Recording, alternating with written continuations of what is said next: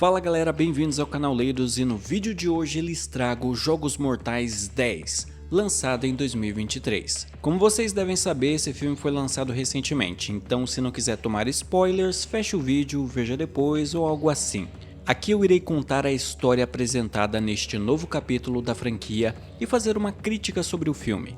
Mas antes eu peço para que você deixe seu like, inscreva-se no canal e comente qualquer coisa para ajudar no engajamento. E considere apoiar o canal se tornando membro ou através do Pix que está aparecendo na tela, certo? Recado dado, vamos pro vídeo. Jogos Mortais é o 145º filme da franquia, e aqui nós vemos eventos entre o primeiro e o segundo filme, porque como bem sabemos John Kramer morre no terceiro filme, assim os realizadores têm que ficar inventando coisas entre aquilo que a gente já viu para criar novas histórias. Mano, o cara que tomou a decisão de matar o Jigsaw deve chorar no banho até hoje. Seria bem mais simples para eles continuarem a coisa com ele vivo. Apesar de que, se você conhece Jogos Mortais, sabe que os realizadores têm tara em super complicar as coisas desnecessariamente. Seja como for, aqui John Kramer, que a esta altura já tinha se tornado o assassino Jigsaw, é desenganado pelos médicos. Ele teria poucos meses de vida, o que seria suficiente para fazer muita merda e inspirar muito o filme bagaceira. Só que John acaba descobrindo, através de um participante do grupo de ajuda que ele participava, sobre um experimento novo, algo pouco conhecido, mas que tinha grandes chances de sucesso. O próprio sujeito, que também tinha sido desenganado pelos médicos, conseguiu se curar dessa forma. Isso faz com que o protagonista busque saber mais sobre esse tratamento. Ele acaba encontrando informações a respeito deste médico chamado Finn Patterson. Pesquisando um pouco mais, John aprende sobre a filha do médico, chamada Cecilia Patterson, que diz que seu pai tinha sido obrigado a desaparecer porque a indústria farmacêutica e os governos estavam o perseguindo. Ela disse que agora ela era a líder do projeto e estava na vanguarda da luta contra o câncer com seu novo método super eficaz. Kramer consegue entrar em contato com a mulher e ela diz que, devido às recentes perseguições, teve que montar uma operação discreta no México. A doutora pede para que John vá ao México, pois lá ela poderia curá-lo. John fala, ok, safada, e daí ele vai. No México ele é transportado por um taxista até que uma van cheia de homens armados o abordaram. Eles trataram de levar John até o final do caminho, e segundo eles aquilo era uma medida de segurança para garantir a anonimidade do lugar e proteger os médicos. John conhece Gabriela, que também disse ter sido curada pelo método revolucionário da doutora. Além dela, no lugar, John conhece este pequeno mancebo chamado Carlos, de quem ele ficou amigo. A doutora apresentou ao homem doente a equipe médica que iria tratá-lo mais tarde. O anestesista se chama Mateu e a enfermeira é a Valentina. Quanto ao cirurgião, ele não estava presente, mas Cecília garantia que ele era o melhor e mais qualificado para o tipo de cirurgia que fariam. Fora os citados, no ambiente também estava este paciente chamado Parker Sears, que dizia estar ali para tratar de um câncer na laringe. Bom, no outro dia é feita a cirurgia. Após a operação, a doutora diz a John que o procedimento foi um sucesso e tudo o que ele teria que fazer agora seria tomar os remédios que lhe foram indicados. E pronto, ele viveria uma vida nova, tendo todo o futuro pela frente. Quer dizer, todos os 5 anos que ainda lhe restavam, né? Porque o cara já tinha 350 anos, cara. John fez o restante do pagamento e, quando ainda estava na cidade, decidiu voltar ao lugar onde estava Gabriela, para se despedir dela e de Carlos. Embora ele não soubesse a localização do lugar, ele acabou usando o seu grande intelecto para descobrir. Mas quando voltou lá, John não encontrou nada. Parecia que tinham abandonado aquele lugar e aí ele começou a pensar, putz, cai no golpe do Zap. John decide verificar o curativo em sua cabeça e percebe que nenhum procedimento tinha sido feito para extrair o tumor. No final das contas, foi tudo enganação. Mas, em vez de acionar o Celso Russomano e a Patrulha do Consumidor, o protagonista decide que irá fazer uns jogos com as pessoas que lhe enganaram. Uma coisa que não faz sentido é o lance do cara que participou do grupo de ajuda de John ter sido curado de fato. Ele tinha uma marca de cirurgia no estômago, ou seja, ele de fato passou por uma cirurgia e parecia bem e já estava vivendo mais do que a expectativa de vida que lhe deram. Não fica claro no filme se ele estava envolvido no esquema, mas se for o caso, o John esqueceu dele, porque o sujeito não é colocado nos Jogos Mortais do Jigsaw. Para descobrir quem são as pessoas que lhe enganaram e onde poderia achá-las, John conta com a ajuda do detetive Hoffman. Para quem conhece a franquia Jogos Mortais, sabe que ele é um personagem bastante emblemático nos filmes. Hoffman é um aprendiz do Jigsaw e a aparição dele aqui mostra que a conexão do detetive com o assassino era bem mais antiga do que os outros filmes mostravam. Ou os realizadores inventaram isso agora fazendo o famoso retcon. O que te parece mais provável, meu caro espectador? Fora o Hoffman, que só aparece nas sombras, temos também a Amanda Young, outra aprendiz do Jigsaw e que possui um papel de destaque nos outros filmes da franquia.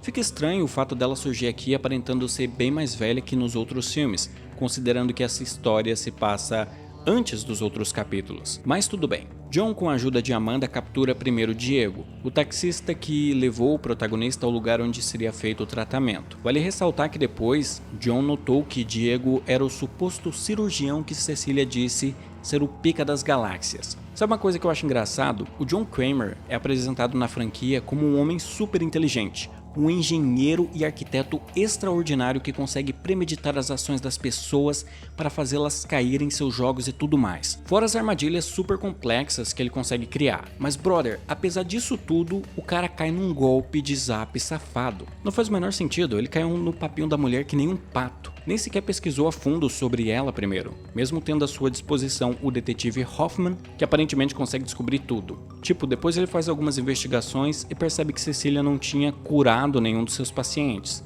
Todos tinham morrido sem exceção. Se ele tivesse se dado ao trabalho de ter feito isso antes, estaria sussa. Mas não, de volta ao Diego, ele tem que escapar da seguinte armadilha. É colocada 2 bombas em cada um dos braços dele. Ele deveria tirá-las antes que o cronômetro fosse a 0. Mas tem um porém. Para fazer isso, Diego deveria cortar sua pele para extrair o artefato, já que os fios galvanizados que fixaram a bomba nos braços dele eram impossíveis de se cortar. Ele consegue fazer isso e acaba com os braços mutilados, mas sobrevive. Amanda captura os outros 4 envolvidos no esquema e os deixa presos. Percebemos que nenhum deles eram o que disseram. Valentina, a suposta enfermeira, é uma mulher da vida, se é que vocês me entendem. Mateu era um veterinário que vendia uns tóxicos por baixo dos panos, inclusive para Gabriela, que descobrimos ser uma viciada em drogas. Com os 4 sendo capturados, eles ficam em pânico. Logo, os golpistas percebem que o homem por trás daquilo tudo era John Kramer, o sujeito que eles enganaram.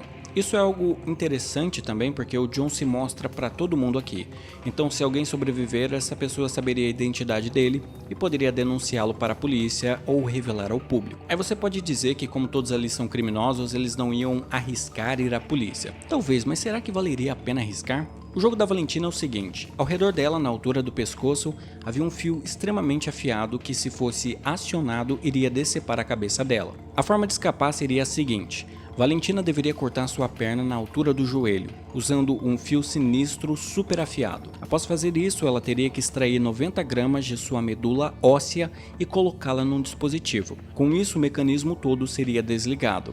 E ela deveria fazer isso dentro de um prazo de 3 minutos. O Jigsaw fala que ele não matava ninguém, que dava chance às pessoas, mas fala sério, esse tipo de jogo é impossível, cara. Como uma pessoa teria calma e coragem para fazer as ações tão extremas necessárias em tão pouco tempo? Valentina chega perto, ela cortou sua perna e tinha quase extraído a quantidade suficiente de medula, mas o cronômetro vem a 0 antes que ela termine, assim ela acaba com sua cabeça cortada. Após isso, as vítimas são deixadas a sós. Eles ouvem o celular de Cecília tocar, mas o aparelho estava numa mesinha móvel que estava no centro do lugar, onde nenhum poderia alcançar. Cecília então tem uma ideia. Ela consegue um objeto afiado que usa para abrir uma incisão no estômago da Valentina. Com isso, ela arranca o intestino da mulher morta e o usa como uma corda para puxar a mesinha. Depois, Cecília faz uma ligação e pede ajuda, mas aí surge Amanda, que usa um dispositivo para acionar o choque na coleira da vítima. Amanda pega o celular junto da mesinha e os deixa totalmente fora do alcance dos sobreviventes. Cecília tenta barganhar com Jigsaw.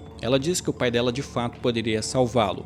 Finn Patterson tinha criado todo o método e ele tinha o conhecimento necessário, segundo ela. John, imaginando que ela diria qualquer coisa para se salvar, não acredita em Cecília. Surge um visitante inesperado. Aquele homem que John conheceu, o Parker Sears, aparece no local, mas Amanda consegue deixá-lo inconsciente e amarrá-lo numa cadeira. Quando Parker acorda, ele diz que tinha vindo àquele local para pedir seu dinheiro de volta. Ele, assim como John, dizia ter sido enganado por Cecília.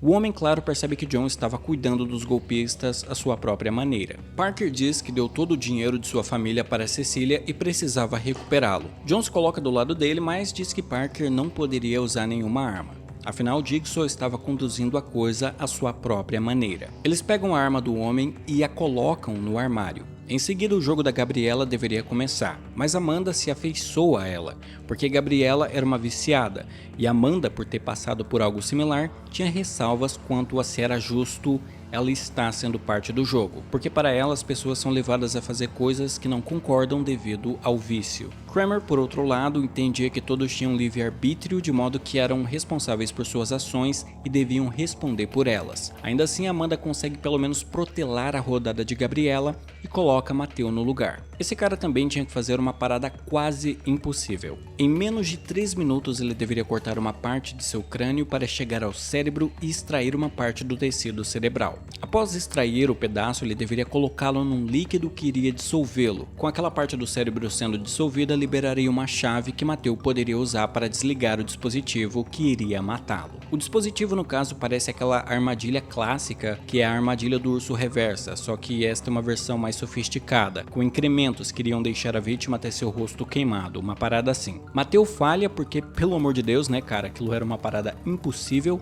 e aí a próxima da fila é Gabriela. Eu acho que a armadilha dela foi a mais tranquila. Tranquila entre aspas, né, mas comparando com os outros, putz, molezinha. Gabriela é posicionada em frente a uma máquina que emite radiação capaz de queimá-la aos poucos. Para escapar, ela deveria usar uma marreta para quebrar os ossos de uma das mãos e de um dos pés. Com isso, ela conseguiria se desvencilhar das algemas que a prendiam. Ela acaba ficando bastante queimada, especialmente no rosto, mas no final escapa. Nesse momento, Parker conseguiu fazer um movimento para recuperar sua arma. Descobrimos então que ele estava mancomunado com Cecília o tempo todo. Quando ela ligou antes, ela tinha chamado por ele. Essa foi a razão para ele ter aparecido ali. E o que o Parker tinha contado para o Kramer antes era a lorota. Jigsaw então é obrigado a libertar Cecília. Vemos que essa mulher é uma vilã de primeira, ao ponto de quando John diz que tinham que levar a Gabriela para o hospital, pois ela tinha ganhado o jogo dela e precisava de tratamento, Cecília, a sangue frio, simplesmente mata a moça. A mulher ainda afirma que para ela foi ótimo o fato de John ter matado seus comparsas, pois eles eram pontas soltas no plano dela. E ela era tão perversa, tão vilã de novela mexicana, que ela faz o seguinte: ela vê pela câmera de vigilância o mancebo de antes, o Carlos, que sabe-se lá por que estava jogando bola sozinho de noite no meio do nada. Aí ela fala: eu vou fazer você sofrer, Jigsaw, punindo um inocente. Resumo da ópera: John e Carlos são colocados numa máquina, onde um dos dois deveria se sacrificar para o outro sobreviver. Cada vez que um puxava a alavanca, sangue era derramado sobre a face dessa pessoa, que iria engasgando até a morte. John pede para o menino não puxar a alavanca, mas Carlos puxa a si mesmo, tentando evitar que esse velhinho fofinho, serial killer favorito da vizinhança, morra. Enquanto isso, Cecília e Parker os deixam ali e vão para outra sala pegar o dinheiro. Só que eles esqueceram que John Kramer tinha um cérebro gigantesco. Ele era tão gênio que sabia mudar a cor do Facebook. Então ele tinha tudo planejado. Quando os dois comparsas tentam pegar a grana, eles não acham nada e acionam a armadilha final de Jigsaw. Ah, tem uma coisa: o John não imaginava que o Carlinho seria trazido para o jogo. Isso foi a única coisa que ele não tinha planejado. Mas, por exemplo, desde o momento que Parker chegou, ele sabia que Cecília e o sujeito estavam mancomunados. Ele conseguiu essa informação muito antes, através do Diego. E justamente por isso, o vilão posicionou o telefone antes, de um modo que Cecília pudesse pegá-lo para chamar seu comparsa. O jogo final de Jigsaw foi colocar os dois golpistas um contra o outro, presos numa sala em que só um deles poderia sobreviver, porque o ar havia sido contaminado e havia apenas uma abertura para que se pudesse respirar. Inclusive, aquela máquina que o Jigsaw foi colocado antes, com o Carlinhos, ela tinha sido criada a princípio para os dois, já que eles tinham trabalhado sempre juntos. Agora eles iam ter que escolher quem iria sobreviver naquela máquina. Essa era a ideia original do Jigsaw, tá? Cecília derrota Parker e consegue sobreviver, embora continue presa naquela sala. John decide dar o dinheiro da golpista para Carlos, e os dois juntos de Amanda saem dali como uma linda família feliz. Eu acho que esse filme acaba caindo naquele problema que vemos em Homem nas Trevas 2, onde o vilão é meio que colocado como um herói. Eu entendo que o Jigsaw tem a sua ética distorcida, mas o lance dele ser apresentado meio que como um cara legal aqui em vários momentos eu achei nada a ver. Mas fora isso, o filme é divertido. As armadilhas são boas, as cenas de gore foram muito bem feitas, a história não é lá grande coisa, mas para o que virou Jogos Mortais não é ruim, sabe? Acho que dá pra resumir naquilo que eu já disse, que é: eu me diverti. No mais é isso por este vídeo, nos vemos no próximo e tchau!